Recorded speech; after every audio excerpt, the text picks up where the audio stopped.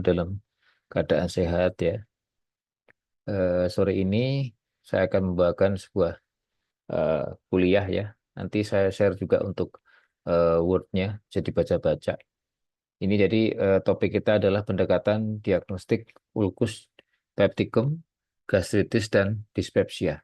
Jadi ini adalah materi yang sangat berguna, sangat menarik, dan ini penting ya. Jadi kalau tidak menyimak tentunya akan sangat merugikan karena ini nanti kasusnya ini pasti akan mendominasi ya untuk besok kalau sudah jadi dokter. Oke, jadi kenapa topik ini itu penting ya? Jadi karena memang kasusnya banyak ya. Jadi untuk dispepsia sendiri itu ada sekitar sekitar 7 sampai 21% ya. Dan ini adalah keluhan paling sering ya. Dan juga menurunnya kualitas hidup ini juga menjadi beban sosial ekonomi.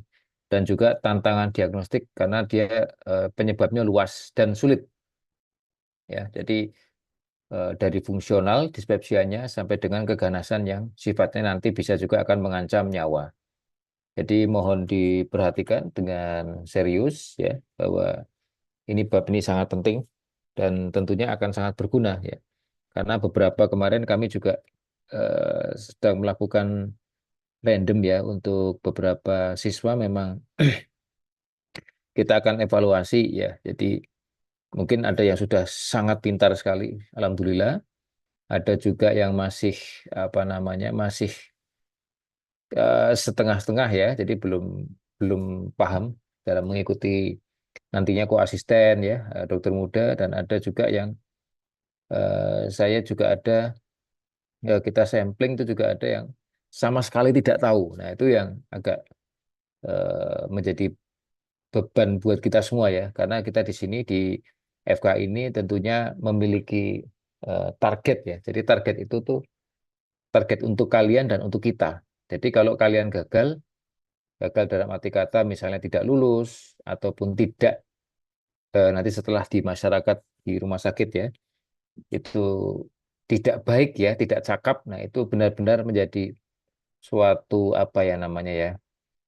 Kalau buat saya sih semacam kalau buat saya pribadi ya, ya semacam tamparan lah ya. Jadi tapi itu pun juga menjadi evaluasi buat kami ya, terutama buat saya juga untuk bagaimana untuk meningkatkan eh, knowledge buat adik-adik di sini gitu.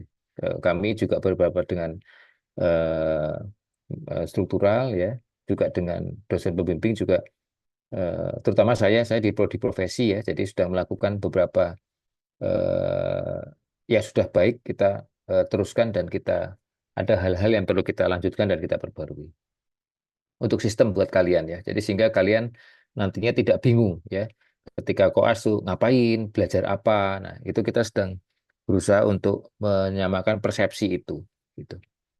Oke, lanjut ya. Jadi ini penting sekali ya. Jadi permasalahannya adalah kita tuh sering tumpang tindih ya. Sering kelewatan, gejalanya tuh sering kelewat. Jadi dianggapnya tuh ya cuman ya ini dispepsia, ini gastritis atau ini jangan-jangan ternyata nanti pada akhirnya itu adalah suatu kanker. Nah, itu juga sering ya, nanti kita akan bahas. Pasien datang tentunya dengan keluhan nyeri ulu hati. Jadi nyeri ulu hati luas sekali. Kalau saya di Karyadini sedang merawat juga pasien dengan suspek CA di Kolangio CA ya, di daerah Empedu. Itu keluhannya juga nyeri ulu hati, mual. Jadi keluhan nyeri ulu hati, mual, muntah itu banyak sekali. Itu hanya simptom ya. Sekali lagi itu cuma simptom. Dilema diagnostik ya, memang betul. Bahkan sampai sudah expert pun pasti akan menemukan ini. Kira-kira kita ngapain aja ya? Apakah cukup dengan terapi empirik? Nanti akan kita jelaskan. Apakah kita harus memberikan, kapan sih kita harus memberikan pemberian antibiotik atau terapi untuk H. pylori kalau ternyata bakterinya positif dan kapan sih harus diendoskopi?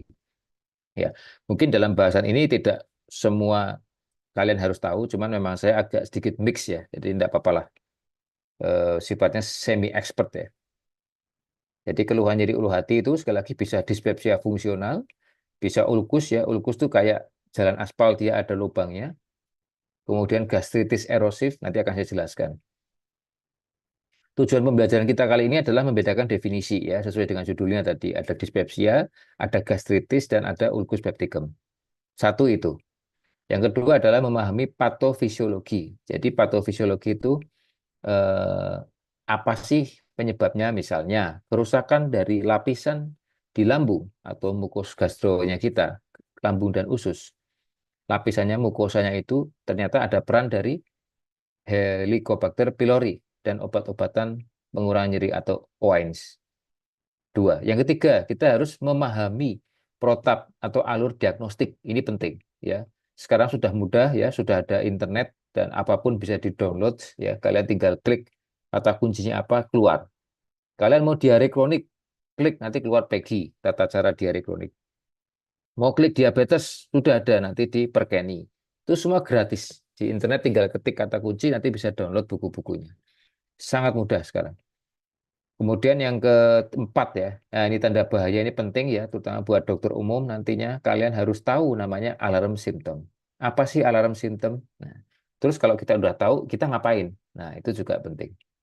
Ya, yang terakhir adalah strategi ya, berdasarkan konsensus dari Gastroenterologi Indonesia dan PPK Kemenkes. Nah, ini ya, kita lihat bahwa di dalam usus dan di dalam lambung itu tentunya ada faktor-faktor yang merusak dan faktor-faktor yang melindungi. Kenapa sih jadi luka? Nah, mungkin berarti faktor perusaknya lebih gede daripada faktor yang melindungi, misalnya gitu. Kalau faktor melindunginya kita kuat, nggak mungkin terjadi keluhan-keluhan yang seperti nyeri ulu hati. Nah, faktor yang merusak apa aja sih? Asam lambung misalnya, dia sangat korosif ya. Kemudian adanya pepsin atau enzim proteolitik yang dapat mencerna dinding lambung sendiri. Nah, faktor defensif atau yang melindungi lambung kita itu apa sih? Ada lapisan mukus ya, ada tight junction epitelnya, ada subepitel atau aliran darah mukosa yang kaya akan prostaglandin COX. Dari COX-1 adalah regulator utama untuk pertahanan. Jadi, apa? Ulkus atau gastritis terjadi ketika keseimbangan ini terganggu. Ya, ulkus ya luka di lambung, ini ulkus atau gastritis terjadi kalau keseimbangan terganggu. Contoh yang merusak itu lebih banyak daripada yang melindungi. Akhirnya terjadilah kondisi itu. Nah, ini penting ya, sehingga nanti di otak kita tidak overlapping. Apa sih gitu? Kalau kita nyebutin, oh kamu gastritis nih, nah sebetulnya apa sih? Nah, gitu. Oh kamu dispepsi ini, nah sebetulnya apa sih? Nah kita harus tahu ini dulu. Harus tahu dan tidak boleh salah kamar itu. Ya, kalau kamu salah kamar, ya lucu nanti. Ya, dispepsia itu adalah sindroma klinis. Kamu harus tahu juga sindrom itu apa sih. Nah, jadi mempelajari suatu terus gitu. Sindrom apa? Sindrom itu adalah sekumpulan gejala klinis. Ya, dia bukan penyakit. Ingat ya, sindrom. Sindrom apa? Sindrom adalah sekumpulan gejala klinis dan dia bukan diagnostik penyakit. Oke, sampai sini paham? Harus paham ya. Nah, kalau gastritis itu apa? Nah, gastritis itu dia sudah sebagai suatu diagnostik. Ya, diagnostik itu tercapai atau ada atau muncul ketika sudah dilakukan pemeriksaan, yaitu endoskopi. Oke, ya. Kemudian kalau ulcus pepticum itu adalah diagnostik patologis anatomis yang terlihat juga saat endoskopi. Nah, gitu. Ya, jadi kita lihat ya. Jadi ada gastritis diagnostik histologi patologis ya. Kemudian kalau ulcus pepticum adalah diagnostik patologis anatomis yang terlihat saat endoskopi. Ya. Gastritis itu bukan klinis ya atau endoskopis. Ya. Jadi dia ada definisinya adalah inflamasi mukosa lambung yang dikonfirmasi oleh ahli patologi melalui biopsi. Nah, temuan endoskopi ini seperti eritema, mukosa berbintik-bintik nanti ya, lebih tepat disebut gastropati ya, bukan gastritis. Oke. Kalau ulcus pepticum itu sudah ketemu, dia ada luka pada gasternya atau lambungnya yang sudah menembus seperti tadi saya bilang ada di aspal ya, dia ada lubang. Ya. Pembeda kunci berbeda dengan erosi yang lebih dangkal dan tidak menembus ke muskularis mukosa. Contohnya gastritis erosiva. dia lebih dangkal. Kalau sudah ulkus dia lebih dalam. Ya, jadi gastritis adalah diagnostik histopatologis. Kalau ulkus peptikum itu sudah didiagnosa dengan PA. Ya. Kemudian kalau dispepsia, nah ini dispepsia itu adalah sindroma klinis ya, bukan diagnostik penyakit ya. Yang menjadi patokan sekarang dia sudah kriteria Roma 4 ya. Kalau dulu zaman saya masih sekolah itu Roma 3, sekarang sudah 4. Syaratnya apa? Nah, ini harus diketahui, satu atau lebih ya. Ingat ya, ini harus didengarkan baik-baik karena kalau kalian sekali dengar atau tidak dengar nanti bakalan nggak tahu selama-lamanya. Maksudnya harus ngulang lagi. Ini penting. Kriteria Roma ini adalah satu atau lebih gejala berikut yang berasal dari gastro itu lambung, duodenal itu usus. Apa sih kriterianya? Nah, satu, nyeri di epigastrik. Epigastrik tahu ya, nyeri ulu hati. Rasa terbakar di epigastrik. Rasa penuh setelah makan. Jadi habis makan terasa penuh dan rasa cepat kenyang. Makan sedikit kenyang, makan sedikit kenyang. Nah, ini penting. Minimal 3 bulan terakhir dialami oleh pasien. Oke. Dan onsetnya itu lebih dari 6 bulan sebelum didiagnostik. Ya, jadi minimal 3 bulan terakhir dia mengalami gejala ini. Ya, 3 bulan terakhir tuh ya bulan sekarang berarti Oktober ya, minimal kemarin lah ya, atau kemarinnya lagi. Agustus, ya, dia masih ngalamin ini ya, Agustus, September, Oktober ya. Onset itu lamanya itu lebih dari sama dengan 6 bulan sebelum terdiagnostik. Ya, jadi dia sudah mengalami gejala ini selama 6 bulan. Nah, ini berarti dia sudah mengalami dispepsia. Ya. 3 bulan terakhir dia kumat dan onsetnya sudah 6 bulan. Oke, sampai sini mulai paham ya. Oke, lanjut. Nah, inilah yang salah satu menjadi penyebabnya adalah Helicobacter pylori. Ya. Jadi ini ditemukan mayoritas kebanyakan pada pasien-pasien ulkus duodenum dan ulkus gaster. Ya. Oke, tadi lihat ulkus itu adalah diagnostik patologi anatomi ya yang terlihat saat di endoskopi. Ya. Ya, ini penyebab utamanya ya gastritis kronis, ulkus pepticum, dan adenokarsinoma gaster. Bakteri gram negatif berbentuk spiral yang berada di hidup di lingkungan asam lambung. Ya, ini eh, mekanisme patogenisnya gimana? Dia akan bertahan hidup dengan kolonisasi dan menyebabkan inflamasi atau kerusakan. Itu penyebab pertama yang paling sering menyebabkan problem di saluran cerna. Ya. Kedua adalah obat ya, ada OS non-selektif ya, anti aspirin, ibuprofen dan kawan-kawan. Hambatan COX itu kerusakan muskosa karena penyakit tadi, gastritis erosif dan ulkus pepticum yang muncul melalui endoskopi dan pertahanan kita yang kalah. Ya, jadi ini dibaca karena sistemik, inhibisi dan ONS. Atau dia bersama-sama dengan pylori ya. Nah, ini juga menjadi efek multiplikasi. Sehingga resiko akan meningkat ya, timbulnya pendarahan, ujung-ujungnya salah satunya adalah munculnya hematemesis melena ya. Sering hematemesis melena karena adanya gastritis erosif atau ulkus pepticum. Pentingnya strategi test and treat ya, H. pylori sebelum memulai terapi OAINS jangka panjang. Anamnesis adalah kunci awal diagnostik ya. Jadi kita melihat tadi karakteristik gejala kriteria Roma sudah saya sebutkan ya, nyeri dan lain sebagainya, onset ya, itu tadi sudah dibaca. Dan bedakan dengan GERD ya. Nanti kita harus bedakan juga dengan GERD. Kita tidak membahas GERD di sini, tapi GERD itu lebih kepada rasa di panas di dada dan tenggorokan. Identifikasi faktor resiko ketika kita ketemu pasien, tanyain, Bu, sering konsumsi obat apa enggak, atau ada penggunaan aspilet, nah harus ditanya. Udah pernah di terapi H. pylori belum? Nah, ini kita harus tanyakan juga. Gaya hidup ya, merokok itu juga pencetus, dan riwayat keluarga, kanker lambung, dan sebagainya. Tanda bahaya ya, ini penting. Tadi saya sebutkan, selain Roma 4, ada juga tanda bahaya atau alarm simptom. Satu, usia lebih dari 45 tahun ya, onset dispepsia baru. Ya, ini penting ya, kalau ada pasien lebih dari 45, ya hati-hati, adanya penurunan berat badan ya, lebih dari 5 sampai 10% dari berat awal. Pendarahan saluran cerna tadi saya sebutkan, hematemesis, melena yang tidak dapat dijelaskan. Kemudian adanya disfagia, kesulitan atau nyeri saat menelan, muntah yang persisten, ya, massa di abdomen, curiga loh, kok perutnya ada teraba benjolan ya, dan riwayat keluarga yang memiliki kanker lambung. Ini adalah tanda-tanda bahaya ya. Mencurigai kelainan patologis secara struktural serius, terutama keganasan atau ulkus yang terkomplikasi. Kehadiran satu saja dari tanda bahaya ini otomatis mengindikasikan perlunya investigasi invasif daripada pemeriksaan endoskopi. Pemeriksaan endoskopi adalah kayak dimasukin apa namanya selang itu ke dalam mulut ya sampai ke lambung.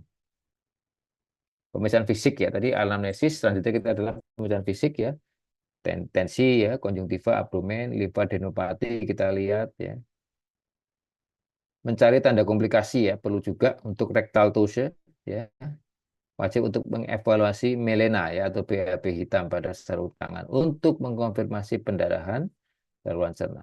Pada pasien pucat ya konjungtiva anemis misalnya pada kondisi pendarahannya kronis, kakeksia kurus sekali ya, curiga keganasan, takikardia atau hipotensi, curiga pendarahan juga. Jadi hati-hati ya. Sangat hati-hati, ini penyakit yang sulit. Nyeri epigastrik tidak spesifik, sekali lagi tidak spesifik. Atau adanya nodul ya, benjolan di supraklavikula, di umbilikus ya, itu curiga jangan-jangan suatu kanker. Lalu diagnostik setelah kita tadi anamnesis, pemeriksaan klinik, dan ternyata masuk kriteria tanda bahaya atau alarm simptom, kita segera lakukan rujuk ke untuk dilakukan EGD segera. Indikasi mutlak ini kita bisa baca ya, satu atau lebih alarm simptom usia 45 tahun. Indikasi yang tidak mutlak ya, misalnya risiko keganasan ya, itu juga bisa untuk melihat. Strateginya adalah test and treat ya, strategi yang dikombinasikan ya untuk pasien usia muda dan tanpa alarm simptom ya. Ini adalah kalau kita misalnya tidak masuk dalam kategori alarm simptom dan usianya masih kurang dari 45 ya. Kita bisa menggunakan tes non invasif H. pylori ya, misalnya urea breath test, stool antigen test ya. Jika positif ini ada dispepsia terkait H. pylori ya. Jika negatif dispepsia fungsional. Nanti lanjut ke langkah berikutnya. Ini kalau dia ada keluhan ya, dia ada keluhan tapi tidak masuk tanpa alarm simptom dan usianya kurang dari 45, kita bisa melakukan ini. Ya, yang sebelah kiri ini, kemudian evaluasi hasil. Kemudian kita berikan terapi empirik ya, omeprazol selama 4 sampai 8 minggu. Kita evaluasi. Jika gejala hilang berarti diagnosis terkonfirmasi. Jika gejala menetap, kita harus melakukan endoskopi. Strategi B adalah terapi PPI empiris ya, seperti high dose tadi omeprazol ya. Kita langsung mengobatin ya tanpa mengetahui statusnya. Ini sering ya pada puskesmas-puskesmas ya karena tidak terdukung alat ya, sehingga karena terapi tidak tesnya tidak tersedia. Kita langsung berikan dosis standar ya, tadi adalah omeprazol 2 kali 1 selama 4 minggu, kita cek 1 bulan ya kita respon membaik berarti PPI dapat dihentikan atau di step down. Step down itu kita turunkan dosisnya. Jika ternyata pada saat 1 bulan atau maksimal 2 bulan responnya ternyata kambuh nih, berarti dia refraktor. Kita wajib melakukan tes and treat pylori ya. Tes and treatnya adalah ini ya tadi. Atau kita rujuk untuk dilakukan endoskopi. PPI ini atau proton pump inhibitor, omeprazol, lansoprazol dapat menyamarkan gejala keganasan. Infeksi H. pylori dalam mendiagnosis ini ya dapat berisiko terjadinya kanker lambung atau ulkus di kemudian hari jika kita gagal mendiagnosis atau jika kita gagal menemukan infeksi H. pylori. Itu dapat menjadi resiko ya.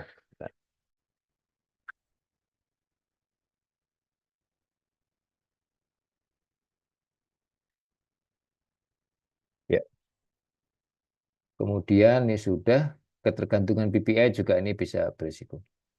Alur diagnostik ya, jika ada tanda bahaya, ingat tadi alarm simptom, pilih test and treat jika tersedia. Kalau nggak ada ya udah, kamu langsung bisa memberikan PPI selama 4 minggu sampai 8 minggu dan kamu lihat responnya. Jika ada tanda bahaya, rujuk EGD segera. Tanda bahaya tadi ya, yang alarm simptom, evaluasi tanda bahaya, dan jika ternyata pasien itu sesuai dengan gejala Roma 4, pasien itu masuk ke dalam suatu sindrom dispepsia. Atau dispepsia, maaf ya, dispepsia ya. Ya, keterbatasan alarm simptom tentu juga ada, dia sensitivitasnya masih rendah ya. Artinya sebagian besar kanker ya, stadium dini itu masih tidak memiliki alarm simptom sama sekali. Ya, jadi pentingnya usia, ambang batas, H. pylori, dan kegagalan terapi ini sebagai tanda bahaya juga.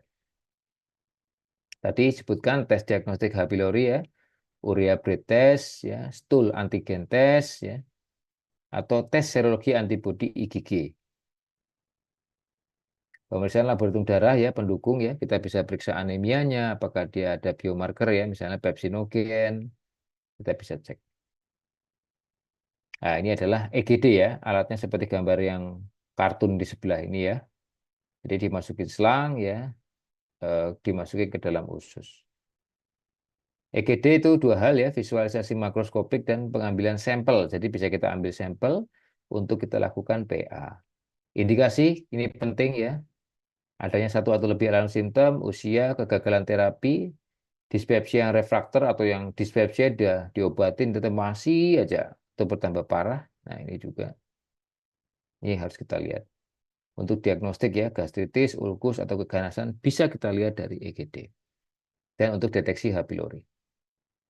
Teman-teman di endoskopik ya, misalnya gambar umum gastropati ada eritema, edema, erosi ya, atau gastritis atrofi, atau metaplasi intestinal itu plak-plak keputihan itu pada curiga kalau keganasan. Ini pada ulkus peptikum ya, kita nanti akan melihat gambaran-gambarannya.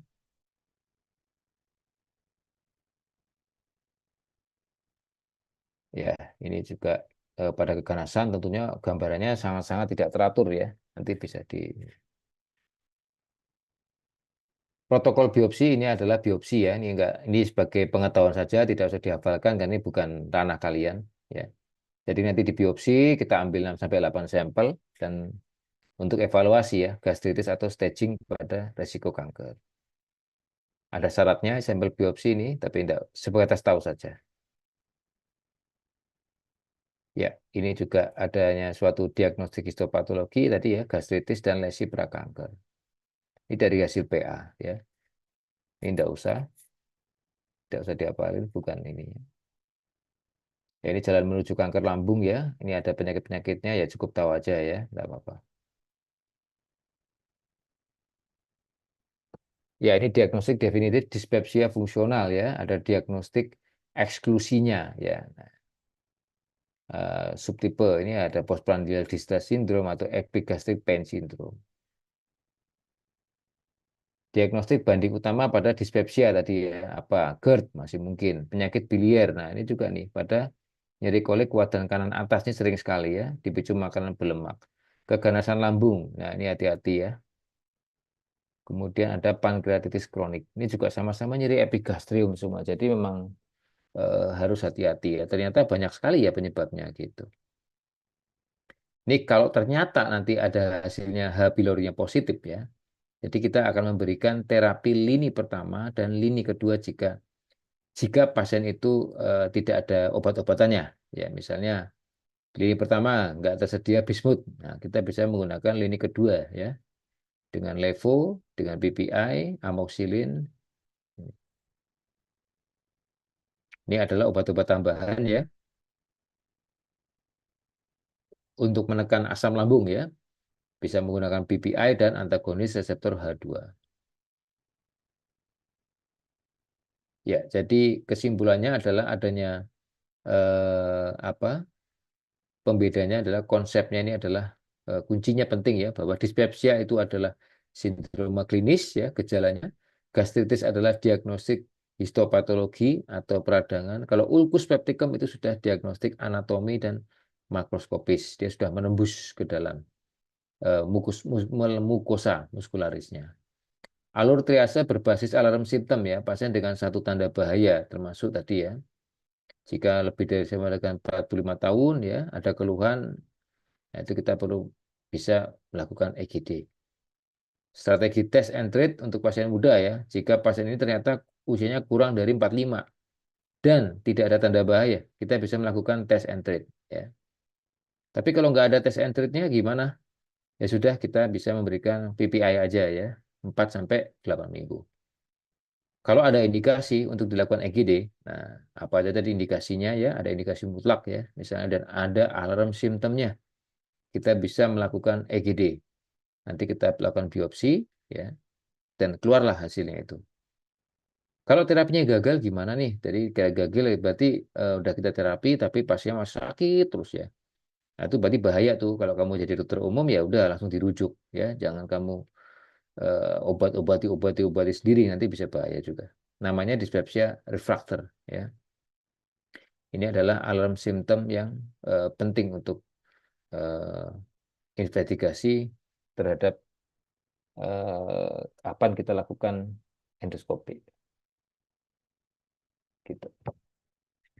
Itu supaya saya ambil satu ini udah habis. Nah,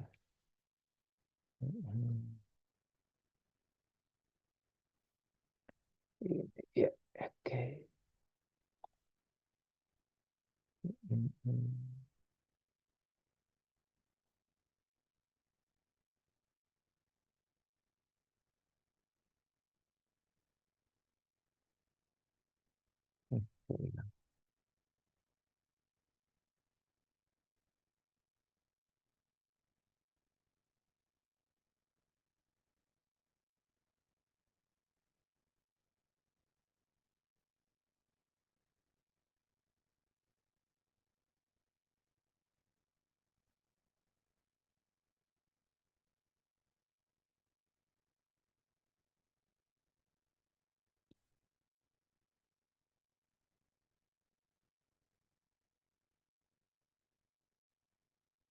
Oke, nanti kamu tak kasih yang ini ya. Ini lebih lebih komplit ya.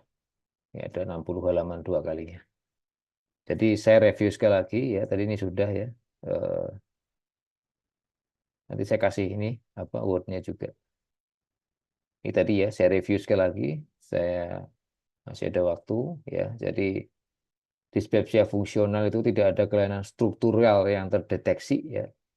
Jadi adanya gastritis yaitu adalah inflamasi peradangan di mukosa lambung.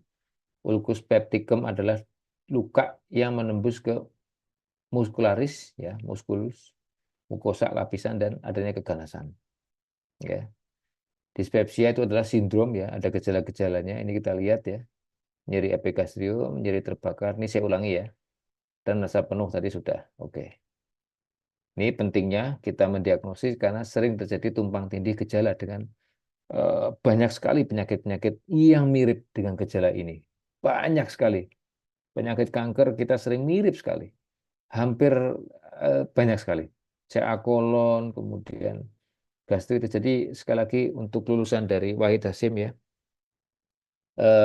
ini penting ya. Jadi kalau nanti ketemu pasien dengan nyeri, hati-hati ya. Jangan kalian langsung yakin, jangan kalian kepedean. Ini pesan saya ya.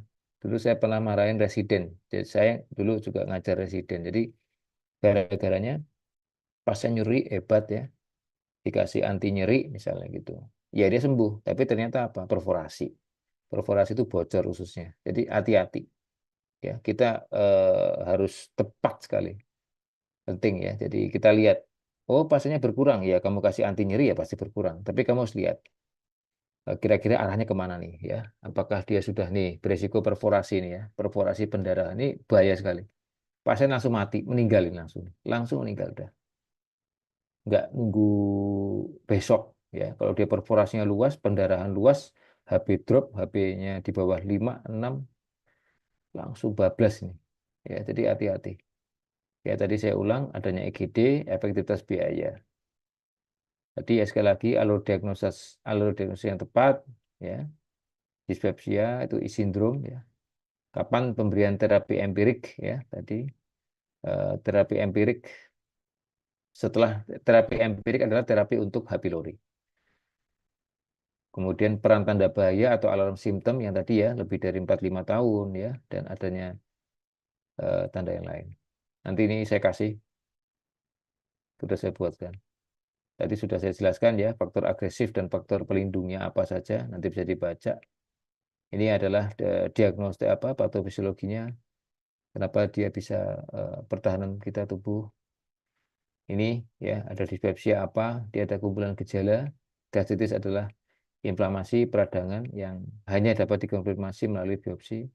Lupus pepticus itu sudah dapat dilihat saat endoskopi. Dispepsia adalah sindrom klinis ya, ini gejala-gejalanya ya, kriteria waktunya diingat, terpenuhi setidaknya selama 3 bulan terakhir ya, dan minimal 6 bulan sejak onset. Dan penting bahwa dispepsia itu adalah tidak ada bukti penyakit struktural. Penyakit struktural itu apa? Ya seperti tadi, ulcus pepticum, gastritis ya, itu. Jadi ini hanya sindrom klinis aja. Tapi tidak ada setelah di endoskopi ya, setelah kita lakukan pemeriksaan itu tidak ada luka, bahasanya gitu ada.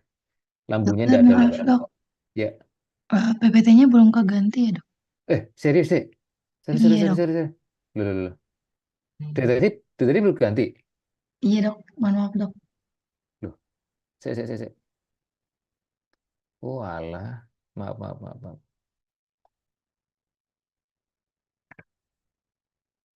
Oh, alah, lah. Ya, ya, ya, ya. Saya.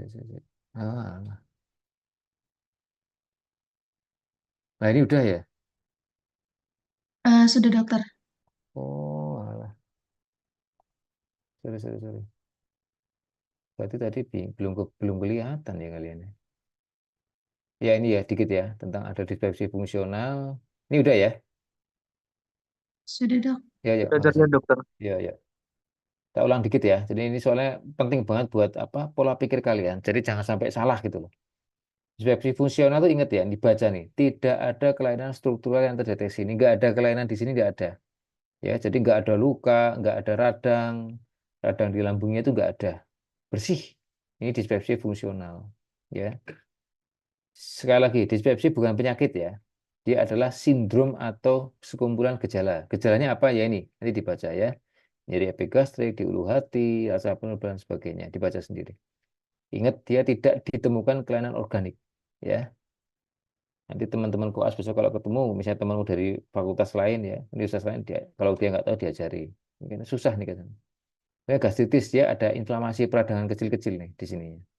Kalau ulkus dia lebih lukanya dalam, kayak aspal jeglong gitu. Kalau ada, kalau ini keganasan. Oke, next. Sekali lagi ini susah ya, karena dia nyeri ulu hati, kemungkinan penyakitnya banyak ya. Jadi bisa macam-macam dan risiko komplikasi, ini bahaya. Bisa perforasi pendarahan ya. Jadi jangan menyepelekan kalau dia refraktor atau nggak sembuh-sembuh. Nah ini ya, alur diagnostik yang tepat itu penting ya. Kemudian kapan dilakukan terapi empirik atau terapi H. pylori dan kapan harus dilakukan endoskopi dan alarm simptom itu penting. Ya dibaca ya tadi sudah. Nanti saya kasih ini. Oh ya juga ya, faktor agresi tadi sudah dan faktor pelindungnya apa ya. Ini mekanisme pertahanannya sudah. Nah ini ya penting sekali ya. Ini harus dipahami, wajib. Ya kalau kamu bilang belum ada bukti, kamu mungkin bisa mengatakan ini dispepsi. Ya, jika masuk ke dalam kriteria dispepsi. Kalaupun gastritis tapi belum ngomong endoskopi ya, kamu masih mungkin suspek gastritis DD ulcus pepticum. It's okay. Ya, jadi ini adalah ketiganya memiliki definisi yang sangat berbeda. Sering tumpang tindih tenaga medis. Jadi jangan jangan salah ya, ini penting. Yang dispepsia tadi gejalanya 4 ini ya. Kriteria waktunya diingat-ingat ya. Jadi di hasil endoskopinya itu tidak ada apa-apa. Tidak ada bukti. Yang kedua gastritis, ini diagnosis histopatologi ya. Secara temuan di endoskopinya ada kemerahan, mukosa berbintik ya. Nah ini gastritis akut atau gastritis kronis atau gastropati nanti hasilnya dari endoskopinya muncul ini. Oke. Ini yang ketiga adalah ulcus pepticum ya. Ulcus pepticum ya dia defek atau luka yang lebih besar ya di ulcus gaster atau ulcus duodenum kalau dia di usus. Ya, ini tadi ya, bahwa ukus duodenum tinggi juga, ukus gaster ini karena infeksi pylori. Kalau penyebab kedua tersering selain ulcus pepticum adalah obat-obatan. Ini ya, biar bertahan di dalam tubuh menyebabkan kerusakan jaringan. Ini penyebabnya, dia racunnya. Yang kedua adalah karena obat-obatan ya, lalu mekanisme ini. Atau dua-duanya ya, ada H. pylori plus orang itu suka sedang konsumsi aspirin atau nyeri. Sering ya orang-orang beli eh, di warung-warung. Nah ini menyebabkan terjadinya risiko ini. Penyebab lain ya ini ya, ada sindrom Zollinger-Ellison atau merokok ya.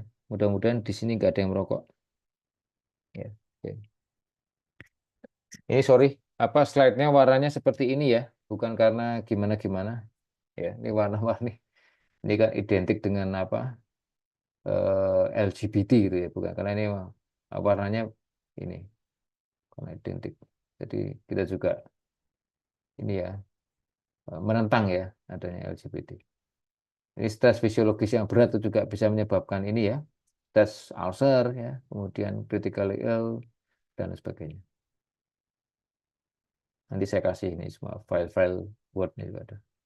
Tadi sudah ada ya kriteria rumahnya apa, identifikasi faktor risiko apa, nanti kita perlu tanyakan. Jadi pemeriksaan terhadap penyakit terhadap gejala nyeri-nyeri di ulu hati ya, itu kita perlu lihat periksa adanya bahwa gejala pasien sesuai dengan kriteria dispepsia apa enggak, bagi identifikasi faktor risiko dan menyaring ada nggak sih tanda bahayanya gitu. Anamnesis yang pertama. Nah, ini ada simptom kalau ada salah satu dari ini langsung dilakukan EGD, endoskopi pakai tadi dan dirujuk. Jadi anamnesis, pemeriksaan fisik ya kita lihat adanya apa? Tadi saya jelaskan ya, ada anemis, abdomennya ada massa apa enggak, heparnya membesar ya, atau nyeri tekan yang enggak spesifik, massa dan sebagainya atau benjolan. Nah, kita lihat. Pemeriksaan colok dubur juga bisa untuk mengevaluasi adanya BAB hitam atau melena. Kalau diagnostiknya ini ya, pasien dengan dispepsia, gejala baru, belum pernah terdiagnostik ya, kita lakukan anamnesis tadi, pemeriksaan fisik, ada nggak sih alarm simptom dan faktor-faktor resiko? Nah, kita tanya, oh oke, kalau alarm simptomnya dia usianya misalnya lebih dari 45 tahun, sebagai faktor resiko. Tentukan strategi kamu ya, kamu mau pasien ini dirujuk untuk EGD, atau kamu di sana ada fasilitas untuk test and treat, atau kamu lakukan terapi empirik langsung dengan omeprazol. Ini kalau dia tanda-tanda bahaya langsung endoskopi. Ini kalau pasien muda tanpa tanda bahaya, kita bisa berdua strategi dengan tes and treat atau dengan pemberian PPI empirik. Ini sudah dijelaskan tadi ya, sama. Ini juga kita langsung bisa memberikan terapi ini. Ya, jadi pasien dengan gejala ini, Roma 4 ya tadi, anamnesis, pemeriksaan fisik, ada enggak tanda bahaya? Oh ada, rujuk. Enggak ada, ya kita lakukan tes and treat atau terapi empirik. Pilihannya itu. Jangan lewat dari 2 bulan. Atau 1 bulan masih menetap, rujuk aja. Evaluasi ulang ya, jika menetap gejala kambuh, rujuk untuk EGD. Jadi jangan kamu pelihara terus ya. 1 bulan kontrol lagi masih ada, 1 bulan kontrol lagi masih ada keluhannya. Terus, terus, terus, terus. Jangan, nanti bahaya, telat. Ya, ini juga, ini alat-alatnya ya. Jadi ada pemeriksaan yang tidak invasif ya. UPT, SAT, dan tes serologi dari darah. Ini laporan darah atau ini yang invasif ya. Kapan dilakukan? Ini tadi ada gejalanya. Gagal terapi usia 45 lebih, disfeksi refraktor yang kambuh terus, dan adanya alarm simptom. Ini gambaran-gambarannya ya, nanti bisa di. Ini adalah klasifikasi Forest, nih nggak usah. Ini untuk residen. Endoskopi keganasan ya, biasanya dia lebih bentuknya nggak jelas ya, rapuh, nodular, dan menebal. Ini adalah di biopsi ya, di biopsi untuk kita lihat. Ini tidak usah. Ya ini oke ya. Ini konfirmasi definitif ya, dispepsia fungsional tadi sudah ya, tanpa simptom, juga dilakukan EGD ya, biopsi histopatologis dan diagnosis definitif. Apa saja diagnosisnya ya, dan ini kemungkinan gastrit kronis ya. Ada juga gastritis autoimun ternyata ya. Oke. Atau ini gastritopati reaktif ya. Ini ciri-cirinya. Ini menegakkan ulkus tadi tentunya dengan EGD endoskopi untuk melihat adanya H. pylori apa enggak, itu harus di endoskopi. Nah, ini ulkus, ada ulkus duodenum dan ulkus gaster. Diagnostik banding ya, dispepsia fungsional ya, kriteria Roma. Jadi kalau dia tidak ada kelainan di dalam lambung dan ususnya, berarti kemungkinan dia bisa jadi suatu dispepsia fungsional yang harus memenuhi kriteria Roma 4. Ada tipe ini PDS dan EPS. Diagnosa yang lain apa sih? Masih mungkin adalah suatu GERD ya. Jadi GERD masih mungkin. Atau dispepsia fungsional overlap dengan GERD. Masih mungkin juga. Jadi penyakitnya sulit ya ternyata. Ya ini juga diagnosis keganasan lambung di PA, di staging ya. Ini tidak usah sih, cukup baca aja. Tapi tidak menjadi bagian kalian. Diagnosis bandingnya ini juga pasien saya nih ada biliar ya, kolestasis tadi pagi habis saya lakukan ERCP. Ya, jadi pakai endoskopi tapi tembus sampai ke kantong empedu dan dipasang stent. Pankreatitis atau ABS ya ini juga diagnosis bandingnya lainnya. Jadi banyak sekali penyakit yang menyebabkan gejala-gejala itu. Kesimpulan ya, jadi pendekatan diagnostik terhadap sindrom dispepsia, gastritis dan ulkus peptikum itu sudah berkembang ya dari sekedar manajemen simptomatik menjadi sebuah alur strategis. Ini poin kesimpulannya adalah presisi ya, precision medicine, alur triase wajib dilakukan dengan alam simptom dan pergeseran paradigma untuk usia. Oke, mungkin itu aja. Ya, saya kira sampai sini aja. Ini apa nih? Ya, oke. Mungkin ada pertanyaan? Silakan.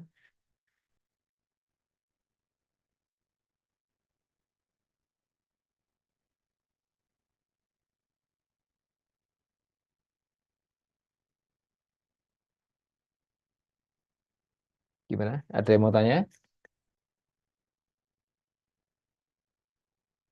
Oke, kalau nggak ada yang bertanya, saya tutup dulu. Nanti saya kirim untuk Word-nya ya. Oke, terima kasih. Assalamualaikum warahmatullahi wabarakatuh. Selamat belajar semuanya.